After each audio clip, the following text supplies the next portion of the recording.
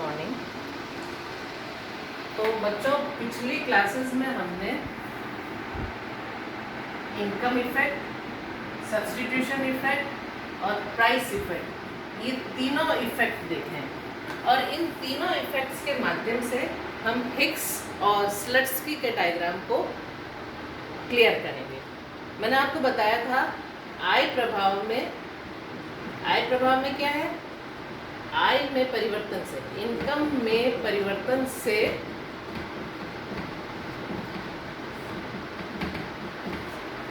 मांग में परिवर्तन।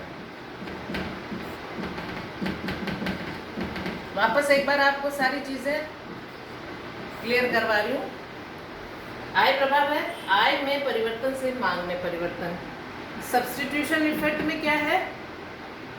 कीमत में कमी होने पर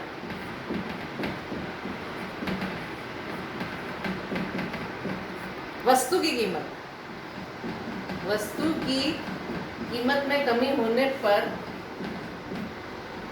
वास्तविक आय में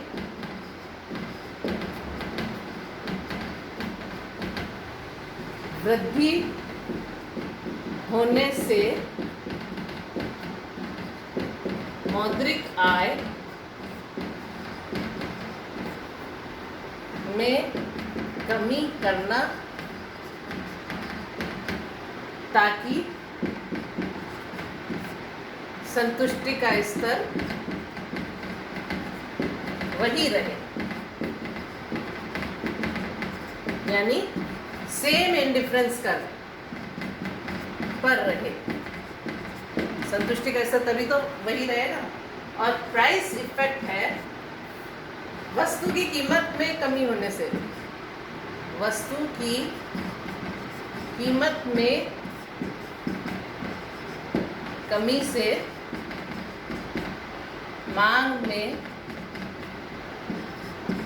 कमी, यही हो कहते वस्तु की कीमत में परिवर्तन से मांग में होने वाला परिवर्तन।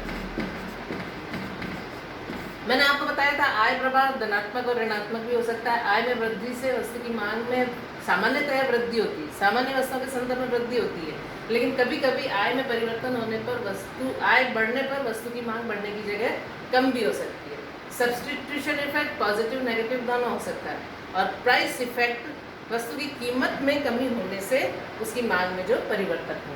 अब अपन ये जब तीनों चीजें जानते हैं तो हम price effect is the sum of income effect and substitution effect, यानी हम प्राइस इफेक्ट क्या है? प्राइस इफेक्ट आय प्रभाव और प्रतिस्थापन प्रभाव का जोड़ है। इसलिए हम प्राइस इफेक्ट में से इन दोनों प्रभावों को अलग करेंगे कि वस्तु की कीमत में कमी होने से उसके आय में वृद्धि या कमी होने पर कितनी मांग में परिवर्तन हुआ, और अगर उसकी आय में हम कमी कर दें तो सब्स्टिट्यूशन इफेक्ट क्या रहेगा। तो अपन इसके लिए प्राइस इफेक्ट में से इनकम इफेक्ट और सब्स्टिट्यूशन इफेक्ट को अलग करने के लिए दो तरह से अलग कर सकते हैं, यानी इसमें दो अर्थशास्त्रियों ने अलग अलग विचार दिए हैं। दो अप्रोचेस हैं, हिक्स की और दूसरी स्लट्स की। एग्जामिनेशन पॉइंट ऑफ व्यू से इम्पॉर्टेंट है। एग्जाम में ये भी पूछा जाता है कि हिक्स की विधि से प्राइस इफेक्ट में से इनकम इफेक्ट और सब्स्टिट्यूशन इफेक्ट को अलग करो, हिक्स विधि से। और स्लट्स की विधि से भी पूछा जा सकता है। जो भी एग्जाम में पूछा जाता है हमें उसे करना है। तो दोनों जो अर्थशास्त्रियों के तरीके हैं प्राइस इफेक्ट में से इनकम और सब्स्टिट्यूशन इफेक्ट को अलग करना, हमें वो दोनों देखने हैं। तो आप ये देखो,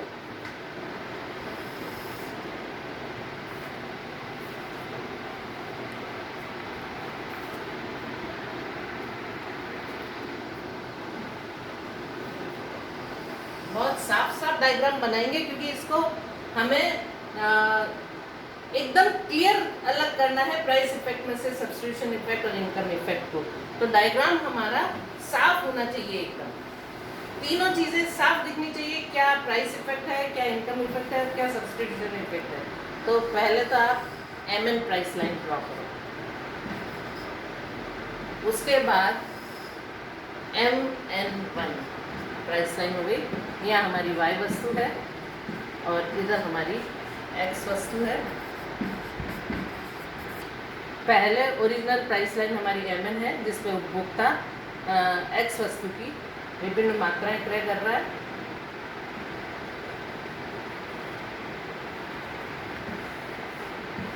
हमें प्राइस इफेक्ट में से इनकम इफेक्ट और सब्स्टिट्यूशन इफेक्ट को अलग करना है।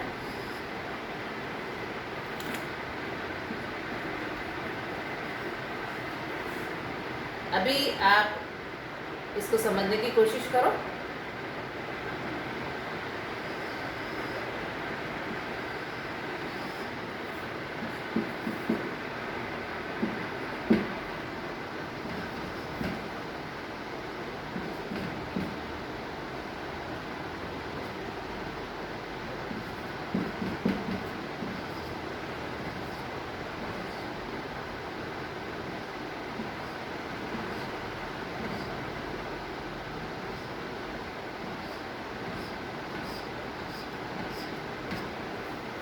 अब आप इसको समझो। ओरिजिनल प्राइस लाइन हमारी MN है, ई बिंदु पर उपभोक्ता संतुलन में है, इन डिफरेंस IC1 के ई बिंदु पर संतुलन में है और X की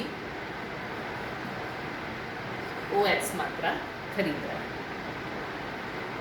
ये मैं आपको कई बार बता चुकी हूँ। ओरिजिनल प्राइस लाइन हमारी MN है, MN प्राइस लाइन के IC1 indifference, MN price line IC1 indifference curve को ई बिंदु पर स्पर्श कर रहा है और वस्तु की OX मात्रा उपभोक्ता कंज्यूम कर रहा है। अब किसी कारण से X वस्तु सस्ती हो गई और नई प्राइस लाइन हो गई MN1। इस MN1 के IC इंडिफरेंस कर्व IC2 के E1 बिंदु पर उपभोक्ता संतुलन में है, क्योंकि जहाँ मैं आपको पहले उपभोक्ता का संतुलन बिंदु समझा चुकी हूँ। उपभोक्ता का संतुलन बिंदु कहाँ है? जहाँ पर इंडिफरेंस कर्व को, इंडिफरेंस कर्व प्राइस लाइन को स्पर्श करता है। तो सेम स्थिति है, यहाँ पर ई बिंदु पर स्पर्श कर रहा है MN प्राइस लाइन के और उपभोक्ता X की OX मात्रा कंज्यूम कर रहा है। वस्तु सस्ती हो गई, नई प्राइस लाइन MN1 हो गई, उसके E1 बिंदु पर उपभोक्ता संतुलन में है और X की OX1 मात्रा कंज्यूम कर रहा है। क्योंकि X वस्तु सस्ती हो गई इसलिए पैरेलल लाइन होनी चाहिए, थोड़ी सी पैरेलल कम हो गई है।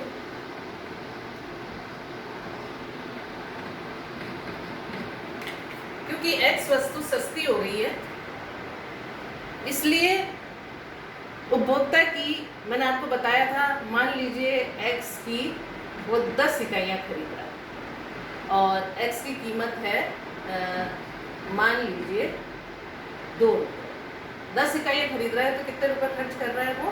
20 रुपये खर्च कर रहा है, ठीक है ना। अब X मान लीजिए सस्ती हो गई, X की कीमत हो गई 1 रुपया और वो 10 इकाइयाँ ही खरीद रहा है, तब उसको 10 रुपये ही खर्च करने पड़ रहे हैं, उतनी ही मात्रा गया है। 10X खरीदने के लिए पहले उसको 20 रुपये खर्च करने पड़ रहे थे, अब 10X खरीदने के लिए उसको 10 रुपये खर्च करने पड़ रहे हैं। इसका मतलब अप्रत्यक्ष रूप से उसकी आय में 10 रुपये के बराबर वृद्धि होगी, 10 रुपये की उसकी बचत हो गई ना। तो हिक्स ये कहता है कि हम उसकी मौद्रिक आय में इतनी कमी कर दें।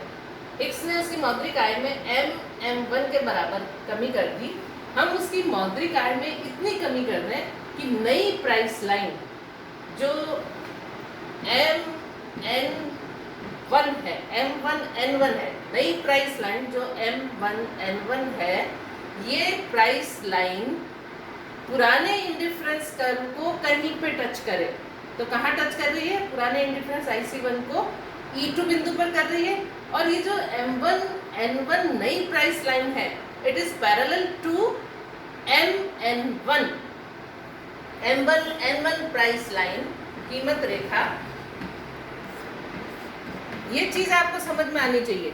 आप जो नई प्राइस लाइन ड्रॉ करोगे, हम उसकी मौद्रिक आय में इतनी कमी करें कि वो पुरानी इंडिफरेंस कर्व को नई M1 N1 प्राइस लाइन कहीं पे स्पर्श करे। थोड़ा सा समझना मुश्किल है, लेकिन नई प्राइस लाइन जो आप ड्रॉ करोगे वो पैरेलल होगी MN1 के। आप देख लो M1 N1 MN1 के पैरेलल है। पैरेलल होने का मतलब है MN1 पर जो कीमत अनुपात है वही कीमत अनुपात M1 N1 पर रहना चाहिए। वो कीमत अनुपात बताएगा कि X वस्तु सस्ती होगी है। तो M1 N1 कीमत रेखा MN1 के समानांतर होनी चाहिए।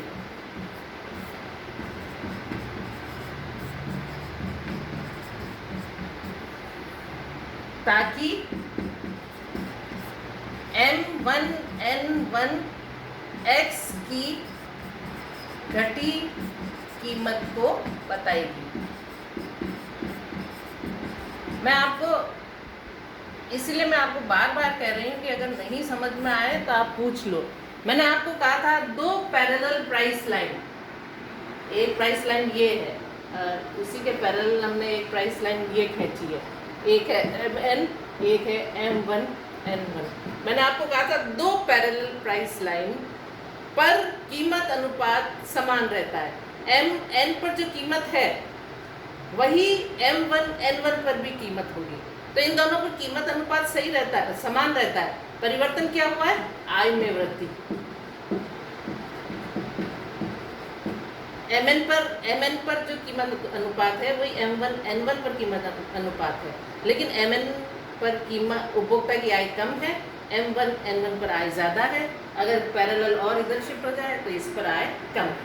तो हमने पैरेलल लाइन खींची है MN1 के, MN1 के पैरेलल लाइन खींची है M1 N1, जो पुराने इंडिफरेंस कर्व को E2 बिंदु पर स्पर्श कर रही है। इस E2 बिंदु पर उपभोक्ता X की OX2 मात्रा खरीद रहा है। तो इस तरह से हम ये देखेंगे कि अब इसमें प्राइस इफेक्ट क्या है, आय प्रभाव क्या है और प्रतिस्थापन प्रभाव क्या है, जो मैं आपको तीनों अलग अलग बता चुकी हूँ।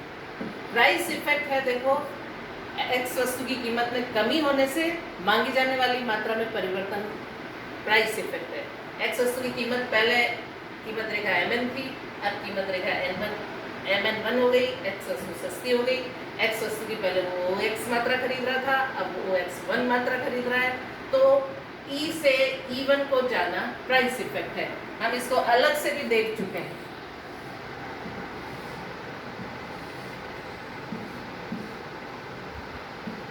E से E1 प्राइस इफेक्ट है ना। कीमत में परिवर्तन होने से मांग में जो होने वाला परिवर्तन है वो प्राइस इफेक्ट है।